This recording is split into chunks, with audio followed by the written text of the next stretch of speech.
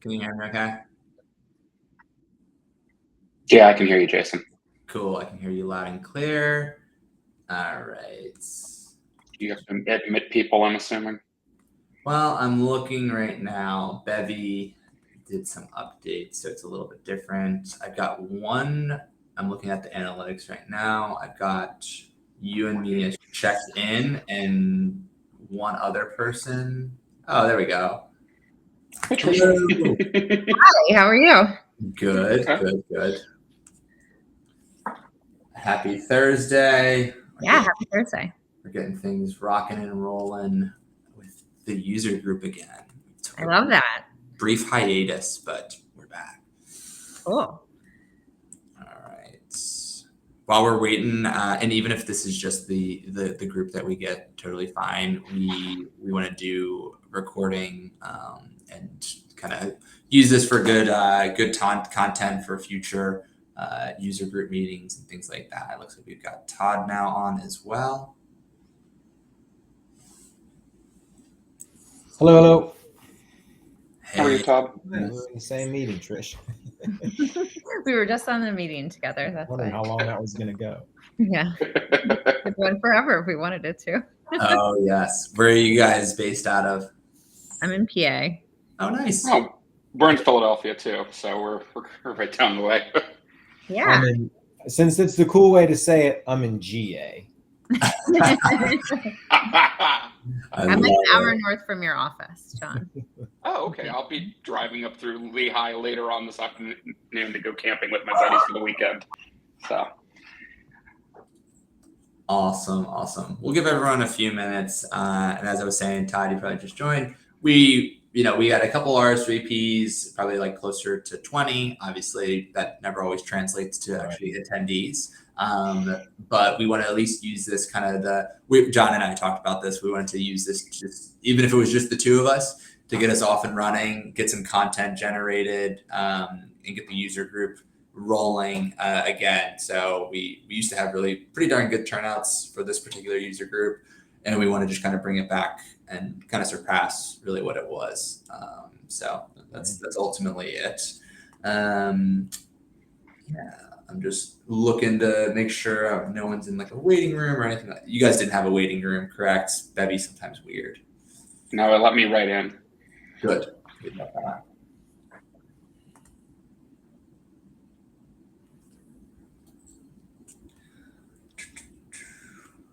And just another minute or so.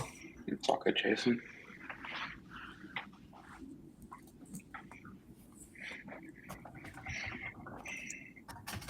Gives me a minute to breathe after my meeting. Wallapalooza today is what I'm going to call it.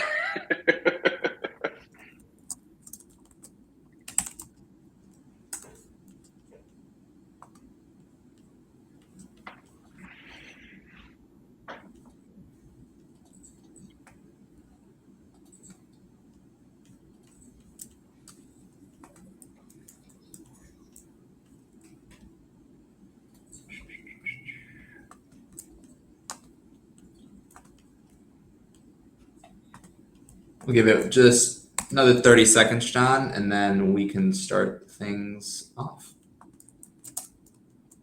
Okay. I know Trisha said she'd be right back, so maybe we could wait for her to come back. Perfect. Yep. Speaking of, there we go. Okay, perfect. Awesome.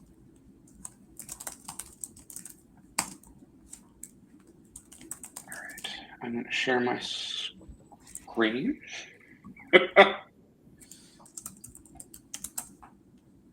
Since I can't see what's being shared, can you guys see the presentation? It does look good on my side. Okay. All right. Well, Awesome. Today we're going to be talking about field service strategy, utilizing Salesforce field service, basically. Before we go into that, John, just kind of a precursor to it all. So I guess welcome, as I mentioned, the manufacturing virtual user group. We used to do these pretty regularly. Looking to get back to that. I will let John do an intro on himself, but my name is Jason Norat, and I've been the co-lead for probably 3 years, give or take. And ultimately, we're trying to, so I think, correct me if I'm wrong, both from Rootstock for the audience right now. Awesome. At least Trisha and Todd are.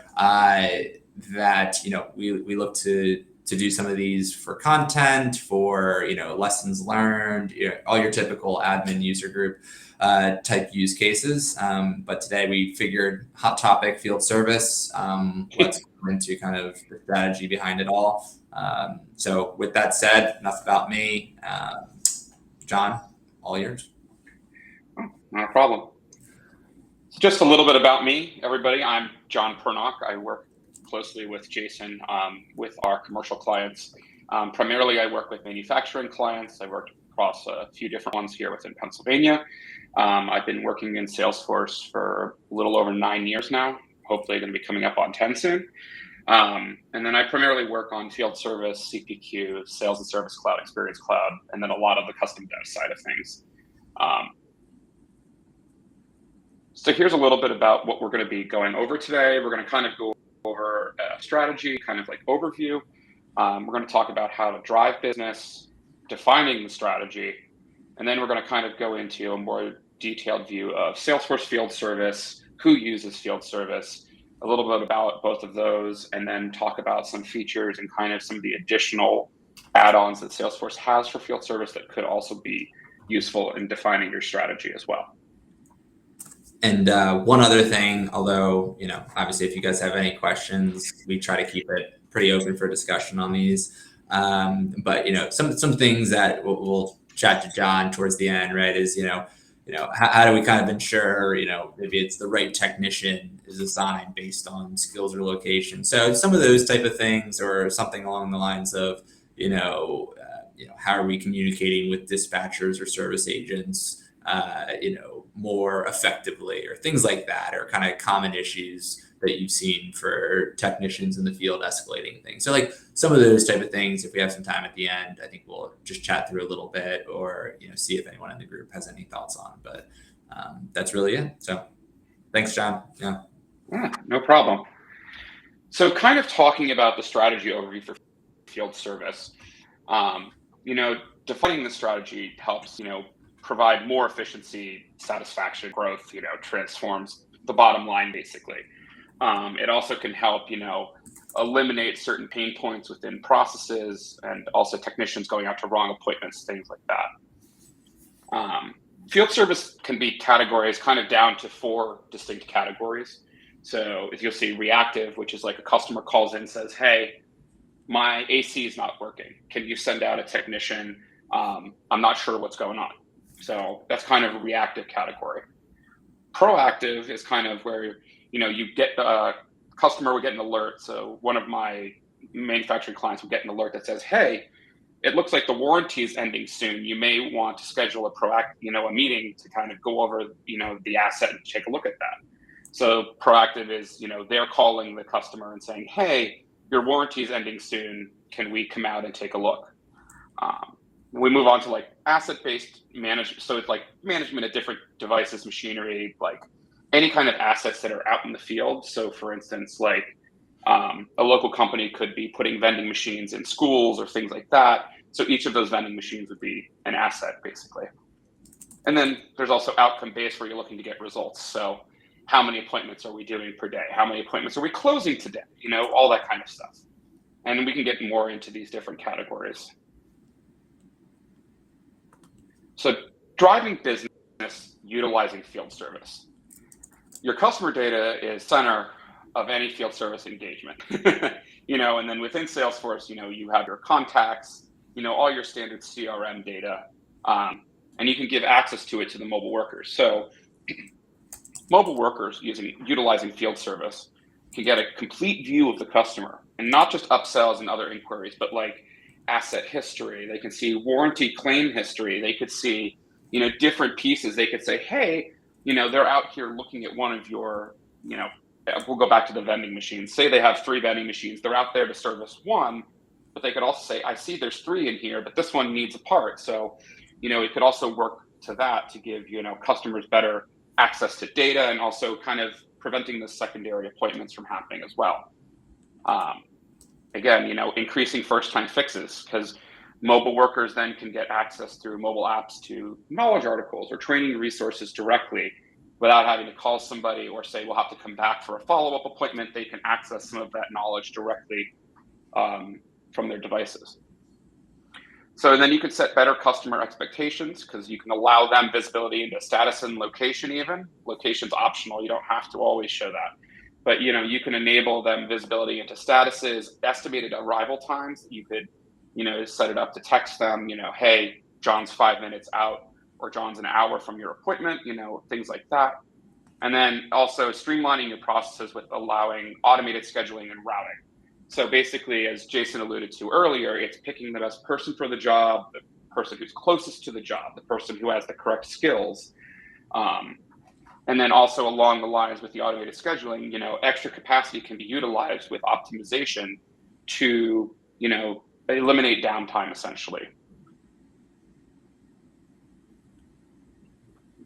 All right. So defining your field service strategy, and I will tell you that I went through a bunch of different iterations on this slide, and I'm sure Jason has some thoughts as well. Because it's kind of really, what do you want to get out of moving into field service? Like, what kind of work are you scheduling? What's your overall territory structure? These are kind of some of the basic questions that we ask out of the gate. And it's kind of getting your mind thinking and things like that. What kind of documents or what kind of, information do your workers need to complete their tasks while they're out in the field? Can they get access to that through their mobile device? Can we give them that kind of an access? It's things like that.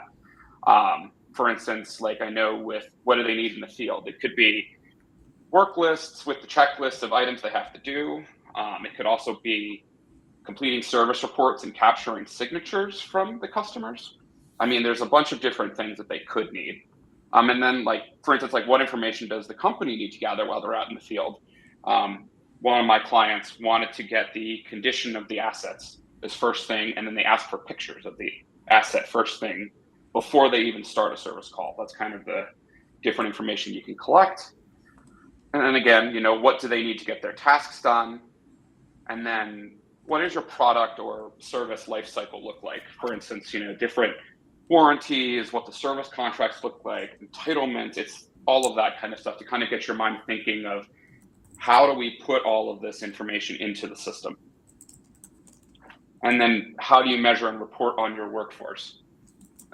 I know a lot of folks right now can use it to pen and paper and kind of analyzing spreadsheets. I know that a client recently showed me a spreadsheet where they have all the days available, who's doing what, that's color coded. And you can put things like that into Salesforce and automatically generate KPIs out of field service.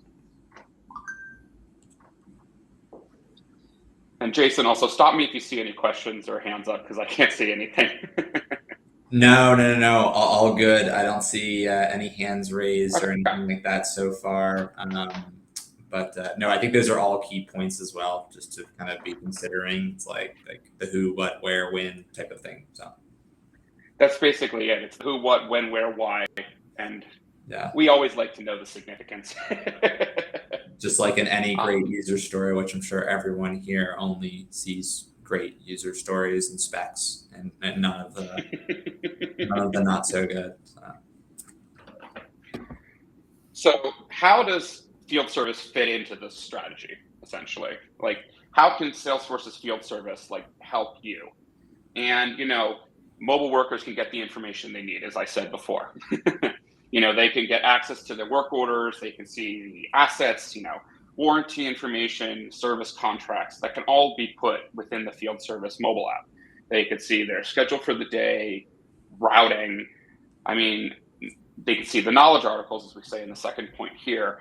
With the new Einstein plugins with field service, it can suggest knowledge articles around different assets based upon how you have it configured. So it could even suggest articles to say, hey, here's an article that can walk you through troubleshooting something and that can help, first time visits not have to be redundant and have another second appointment or a third appointment. Even they can look through knowledge articles right then and there. field service has something called appointment bundling. So we just configured this for another client where they said that any appointment that was within the same address, because they were going out to the same address for multiple different appointments. So they said, we want a way to have the appointments be bundled together so that we're not sending a technician out to multiple different times to the same location. So we enabled within optimization the bundling. And basically, if we had scheduled 4 appointments for the same address, when the optimization runs, it can combine those appointments actually into 4 blocks right after each other. So those can all be completed at the same time and preventing, multiple shows.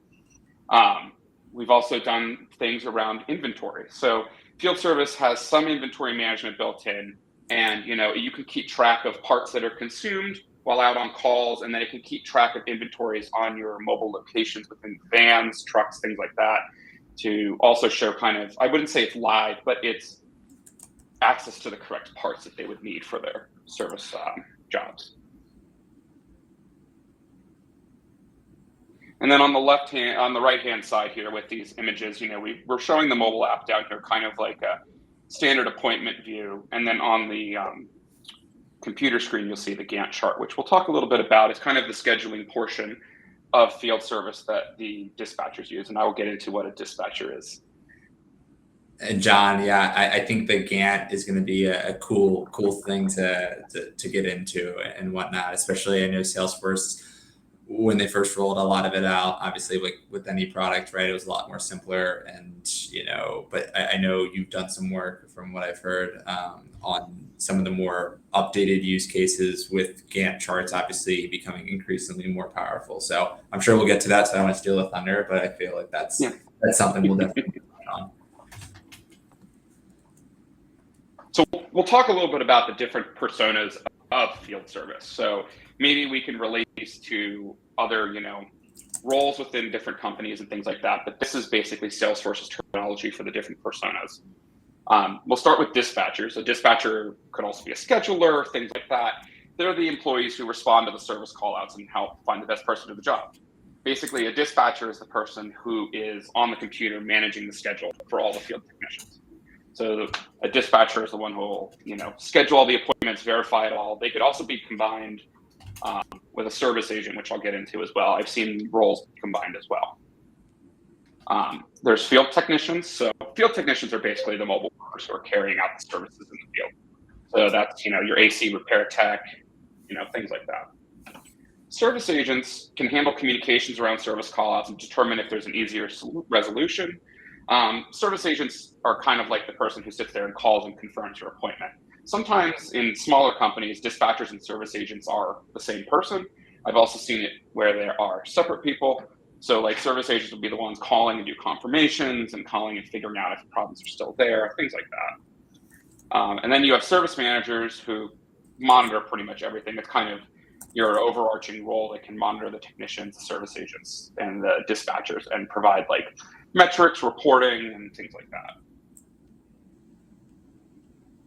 So getting into what a dispatcher does, because a dispatcher is kind of, I'll say, is like one of the more important roles within field service. So for instance, like a client that we had recently, their dispatcher literally has a map with pins in it to see where all of the technicians are, and like to see the territories, where they go, their preferred days, things like that. So within field service Lightning, you can reduce the amount of time that like a dispatcher would have to spend, organizing, shuffling, moving things around on, the calendar Gantt chart.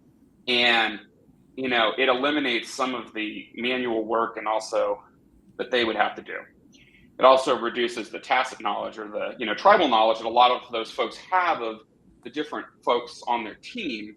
So basically, if the dispatcher happens to go out, for a sudden, out of office or things like that, a lot of this can be built in so that somebody could also come in who, hasn't really worked with this before, will have all of that like knowledge built in, so it can be easier to transition someone that way. And one of the things to kind of add to that as well, I think, early on we saw clients and things like that trying to, bend and break shifts and different things like that to deal with like PTO and just different things. And I think the product is a lot more stable now for certain things, or just more accommodating for it, which has been really nice to see. So just one thing I wanted to mention on that, as John was mentioning, kind of like, you know, time off or whatever it is. Right. And, you know, in the screenshot that you'll see down here, you'll see there's a PTO with this checked line here for one of these users. You know, they can put these in themselves, and I'll explain a little bit later, kind of like through the mobile app, like technicians can manage putting in their own, you know, breaks. Those can be automated. You know, we can do PTO requests that need to be approved, all of that kind of stuff. So it kind of helps reduce the overall overhead and puts more of the users kind of in control of their own pieces. But yet you still also have the centralized view here of, you know, all the different folks who are going out within the territory. The different types of work can be color coded. So you can see all these different boxes over here are color coded for different types of work that are getting done. And then these black lines in this chart are actually the travel time. So field service even has built-in routing. So it's looking at the different pieces of the address, and then the resources, you know, territory and the current address of the previous appointment, their home address, kind of all of that combined to create the routing. And it's constantly looking for changes to look at the routing to find the most efficient person to take care of an appointment as well. And, you know, once you configure the rules for the optimization, it can automatically shuffle things around too. For instance, if somebody calls out sick, or if somebody has to go to an emergency appointment, which could be a higher priority over that, it can shuffle things around and alert folks. You know, you can also set it to not move things around depending upon if they're in certain statuses or things as well. So for the mobile worker, you know, as we talked about earlier, mobile workers get all of the information through the app, basically. You can track your timesheets even within the app and inventory. Like, there's different pieces that you can customize within the field service app, kind of depending upon the different business lines that you have. So basically, first and foremost, you can see the routing, the mapping, all of that kind of stuff. But then, as we talked about earlier, you know, in this screenshot, we have the Einstein AI coming in on this work order. And, you know, it's proposing a knowledge article to talk about a piece of, you know, equipment that they're working on at this moment, which is great. So, I mean, like, you can get access to this kind of stuff through the app, which, you know, most workers who are doing pen and paper aren't going to have that. And then the other thing is with the service reports that are built into field service. So, you know, you can define templates of data that you want to print out to give to a customer at the end of your appointments. And through the field service app, you're also able to capture a customer signature that can appear on those reports. So if you need a customer to sign off on a report before the appointment is done, then you can also just do that all right here through the mobile app as well. Talking a little bit about reporting and how that can come into play in determining the strategy too, is, for instance, you can see a lot of different trends based upon the data that gets reported back. So, you know, we've seen warranty repairs, and, you know, we've developed reports where a client could check all the warranty repairs that are being done. And if there are certain common parts between all of those warranty repairs, making sure that that's in a standard kit that's now included on the work vans for every one of the technicians that's going out for a call, because they see these parts are used pretty much all the time. So it's things like that, getting insight into which products are getting higher warranty repairs even, you know, so that way you can track kind of different, you know, repair pieces, you know, different regions, all that kind of stuff. You can also look at utilization of the resources too. So you can generate reports to see, you know, how many hours resources are working a week, you know, how many different appointments they're taking, all that kind of stuff, like check-in time, check-out times, and like even some of the travel times you can report on. So, I mean, you get a lot more metrics that you can also take a look at to see, you know, oh, say in June, you know, my business has a lot more an uptick in service calls. So I'm going to hire more temporary workers for the summer. And then in the winter, I don't need that much of a head count because the reporting is showing that I don't send that many texts out in the, you know, from December to March or something like that. So it's kind of an interesting way to think about how the reports can also impact strategy and employee headcount and things like that as well.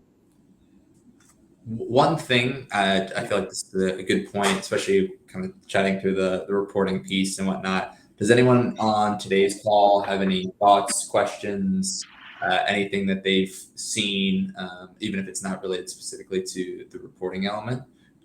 Now's good as time as any to chat through. If not, no worries, but I at least wanted to give everyone a moment. Can you talk a little bit more about the inventory functionality that's currently available inside of field service? I think it would be helpful for us. Sure. So there's parts consumed that can be added to the work orders. And a part consumed is basically in Salesforce, it's a product basically. And we've seen it where you can report on, I've used 3 widgets during this work order, and it can keep track of that. But then within desktop Salesforce, there's something called a stock location. So for instance, my one client uses vans where they keep their parts to go out to their service calls. So they have that linked into their current, inventory system. But, when they do those products consumed on their work orders, it's pulling those out of the available quantities that are in their work van. And all of that information is tracked within the app. So then they can see, after this appointment, they've used 3 washers, and they only have 1 left, but they know the next work order, they're going to need 3 more. I mean, they can submit requests right from their app to get more parts that they would need, during their next, when they go back to their central location. At least that's the way I've seen it with the past couple clients that we've worked on this with. But I know that we've built some other custom kind of pieces to also track other items that they need to keep track of. Like I know that one of our clients wanted to keep track of how many thermostats they were installing, but they needed those to be tracked with serial numbers and things like that instead of just being quantities. So we had to build kind of a couple of little pieces for that, but that's all built into the field service app kind of out of the box. Does that answer your question? Yeah, thank you. You're welcome. All right, so talking about the mobile app, that's actually a good segue because the next slide is kind of really talking about the mobile app. The field service mobile app is built offline first, and I wanted to highlight this first because one of my previous clients, they were working on assets that are in a building that's like a concrete Faraday cage is what I would call it. And there's no signal for the phones to reach out.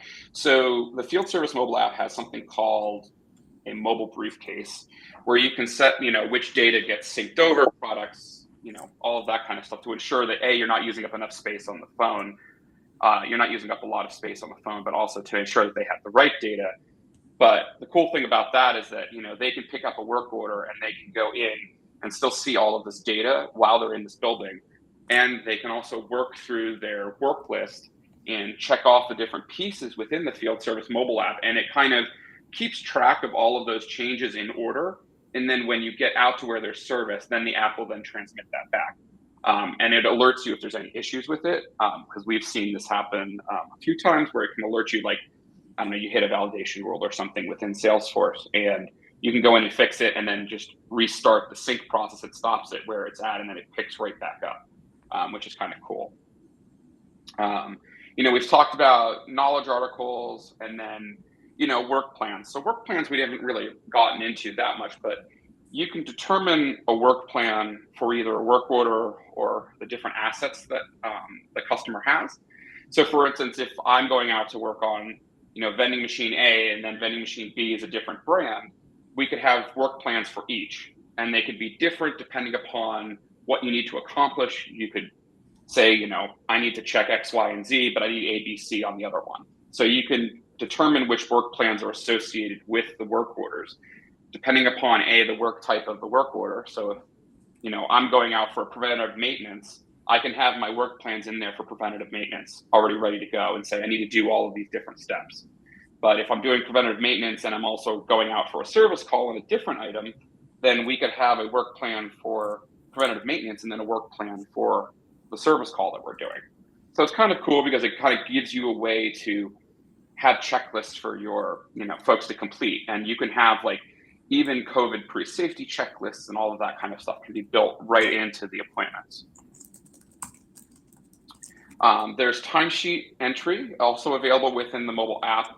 I have actually not used the feature yet with my clients, but within the app, there is a way so that the mobile workers can submit and enter their timesheets for the week to show how many hours they worked as well.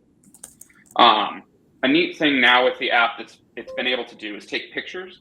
So you can actually take pictures during work steps and work plans and checklists, and have for like each step, you can report and take a picture and then maybe write some notes if they need to. I know that one of my clients, they wanted pictures of the asset before the work even begins, because they want the pre-pictures, and then the last step in the checklist was to take pictures post, because they want to see pictures on both ends of the appointment just to verify if there's any issues. There's also a new feature that I've heard about, but I have not tried it yet, is with some of the new iPhones with the LiDAR, there is support to take measurements now with the LiDAR cameras on the iPhone. I haven't used it yet. I just know that is something that is coming down the line. And then, they receive notifications for work they're performing and any new assignments. So for instance, as we talked about previously with a dispatcher, if the dispatcher has like an emergency appointment that is scheduled, like, I don't know, in the afternoon of that day, they'll dispatch it to the mobile worker. And then the app can immediately just ping them and say, hey, you've been assigned a new appointment. You can come in and take a look right then. You can also custom configure notifications to run for different pieces if you need them as well. And then you can also scan barcodes for inventory management and also for the different service appointments that you have. That's now functionality that's supported too. And the other thing too that you can also mention is that you can customize the field service mobile app now. So you can kind of go into the app, the mobile app customizer, and you can change colors. You can change how the buttons on the bottom are. You can customize things. You can also use flows from different actions as well. So if you have folks, you don't need custom development to work on the app. You can do it through the standard point and click config in Salesforce as well.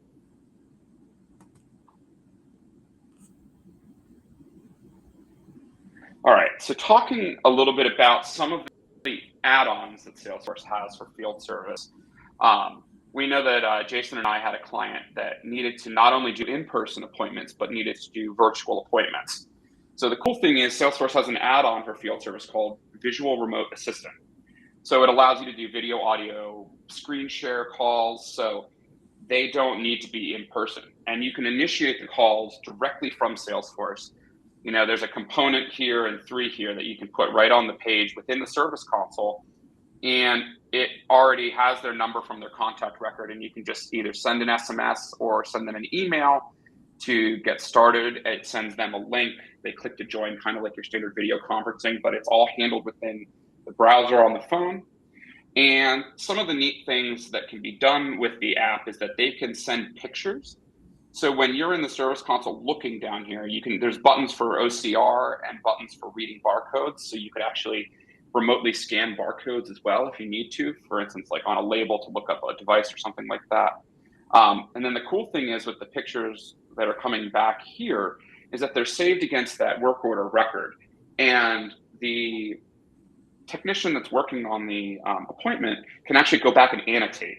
So they can either draw on the pictures, they can come back and they can make notes, and that is all saved against the work order, which is great. So for instance, if you're on a call and they're walking around their house, you can snap some photos to write notes for later for the appointment as well. So that's kind of cool. And we use that and we've really enjoyed it so far. It's actually a great product. Yeah, any questions on Visual Remote or any of the other things that John is mentioning? I know we're almost through, I think, from what I saw on John's deck, and we'll leave some time at the end. And I've definitely got a few questions and kind of more points to mention too. So, but any questions? All right. All you, John. And then the last add-on we'll talk about is appointment assistant. So Appointment Assistant allows you to kind of expose a component through a Experience Cloud site. It's just a single page, but you can send a link to your customers to have a way to either cancel, reschedule like themselves if you want to enable that option. But the cool thing is if you have Appointment Assistant is it can get the real-time locations of the workers. You don't have to share the exact location if you don't want to, but it can also say, it can show you on a map where you are and your technician and say, hey, they'll be here in 20 to 30 minutes. So you have a live view of where, they are in their ETA, which is cool. I've seen this happen with a couple of other services that I've used for my house, and I thought that was cool. I can be like, hey, look, they're 20 minutes away. And you can also let the customer call the technician if they need to, but you can hide their number. It uses Amazon Connect through Service Cloud Voice. But that's an option that you can do.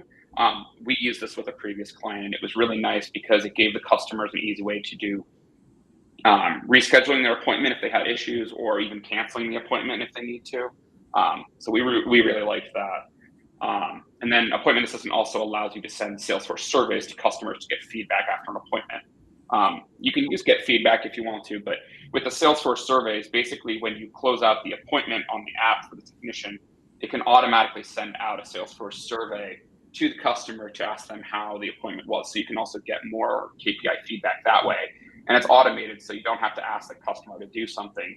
They can get an automatic email to say, hey, here's a survey, how did we do? So that's kind of cool as well.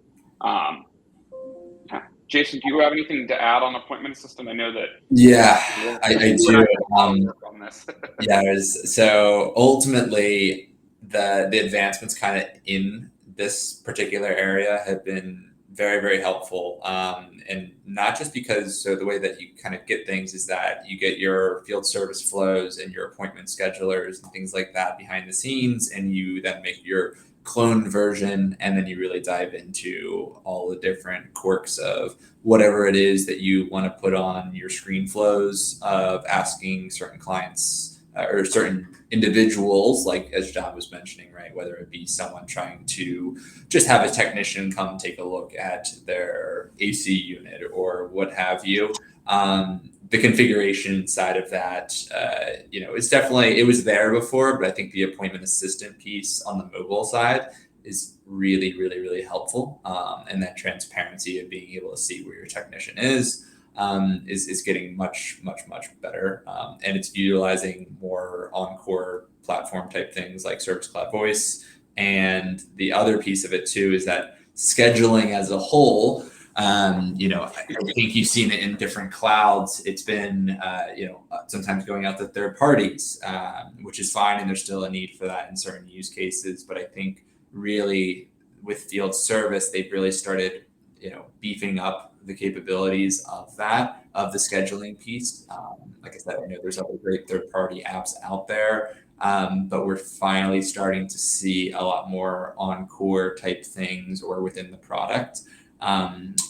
Things like, when you're specifically talking about matching technicians to certain service calls, and that secret sauce of what we're seeing in field service, I think kind of goes hand in hand with the Appointment Assistant type thing. And that's actually one of the questions I was gonna ask, more of a discussion point at the end of this, but probably no. Well, here, Jason, we can move on to that was the last slide. Yeah. We can move on to discussion. Yeah, so that matchmaking, I guess, John, kind of like what you've seen, or if anyone else has any thoughts on the matching technicians with service calls and the skills and things like that. I guess kind of, have you seen certain pain points, or hey, if the data's there and the skills that each of your technicians has, it's pretty copy paste type of deal, not easy. What are your thoughts, John? Well, we just had to go through this with the client, so I can speak to kind of the matching on this, because we had different. So when you're putting the technicians into field service, you can kind of have them delegated out via, there's a skill. So if you're familiar with omni-channel routing, it's very similar to kind of how that works, where you'll set up skills. So for instance, if you have technicians who speak Spanish, you can set up a skill for Spanish and assign them that skill, so that when an appointment comes in, you could you could tag a skill required on a work order to say, hey, we need a Spanish speaking representative to go out. So that way, when the optimization and the automatic scheduling runs for that work order, it's going to say, oh, I need to find a resource with that specific skill. So that has to be assigned to this appointment. So for instance, in our last client, we had, I think, 15 or 20 different skills because, people were level 1, level 2, level 3, how much knowledge do these technicians have? And then they would be assigned on a priority basis pretty much. So we were able to kind of use the rules to kind of assign the correct person that way. And that can eliminate a little bit of overhead. And also, as I talked about earlier, that tribal knowledge that's basically in somebody's head. Because on the last project, the scheduler, nobody knew anything else except for the scheduler, and everything was in her head and on this Excel spreadsheet that she had. So it was very interesting to kind of take all of those pieces that she knew and put them all into Salesforce.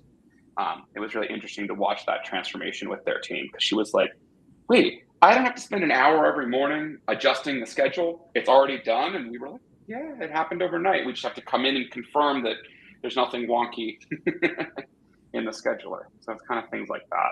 That's interesting. Yeah, no. And also like the reporting piece, which I know you kind of showed a few of the different screenshots in that slide deck, but the piece to me that I'm thinking about is like out of box, like KPI and templated dashboard reports versus custom, kind of like what's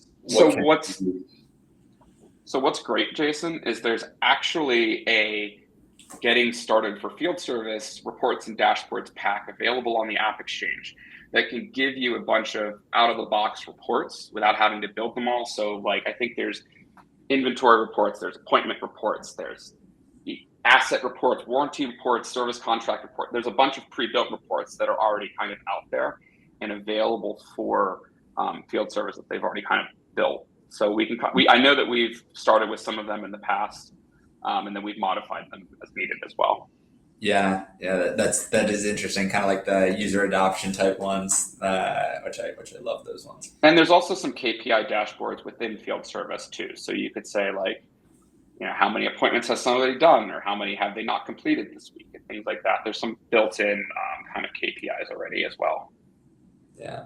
Does anyone on the call, Trisha, Paul, Todd, anyone else have any questions, thoughts, things that are John was saying? You're like, oh, that's interesting. No worries either way. Just for the sake of the user group meeting, gotta ask it out there. One thing that I can mention, Jason, because you weren't on the project, you were on a different project for this one. The last time that we did a field service implementation, it was interesting because we've talked a lot about like territory design, and this might be getting a little too in the weeds, but I'll talk to it a little bit. But their territories were like 20 levels deep, and it was crazy because certain people were only working in certain zip codes. So we ended up moving to an entirely, basically a custom system for their territories, where it was based upon zip codes. And we had to link everybody to which zip codes they were allowed to work in, because that's basically how they limited it. And we had to find a way to say, okay, John can work in 19103, but not 19102. It was like kind of down to that point. We had to do it. And it was interesting because what we also ran across was trying to match town names. Now, as I've learned, and through the USPS, is that multiple different towns have multiple different names, multiple different ways. So we also had to come up with a way to match on that too, which was a little bit interesting to develop all the rules around that. Yeah, that's spicy. Awesome. Well, if there is any questions, feel free to ask. If there's not, we'll be looking to do these more monthly. And by all means, like, we're only as good as everyone in the group. So if there's anyone who wants to present, has ideas on topics, like I said, whether it be, just kind of admin's lesson learned, that's related to manufacturing, or more specific to the, field service or what have you, manufacturing cloud, or if it's an ISV, and there's a, hey, let's take a look at this product a little bit more in depth and how it plays with everything else. I think I'm open to that. And I know just in general. Just wanted to kind of get things off and running. But does anyone have anything else before we adjourn? But thank you, John, for kind of walking us through. You're welcome. I do have some topics, Jason, but I'll chat with you offline about that. I have a few other topics we can talk about. Working in the manufacturing space, I have a lot of ideas with Salesforce. So. Thank you guys. It's a great presentation. I appreciate you all joining. Yeah. Thanks for having us. Thanks, everyone. Really appreciate it. Thanks all. Have a good weekend. You Bye. too. Till next month. Yes.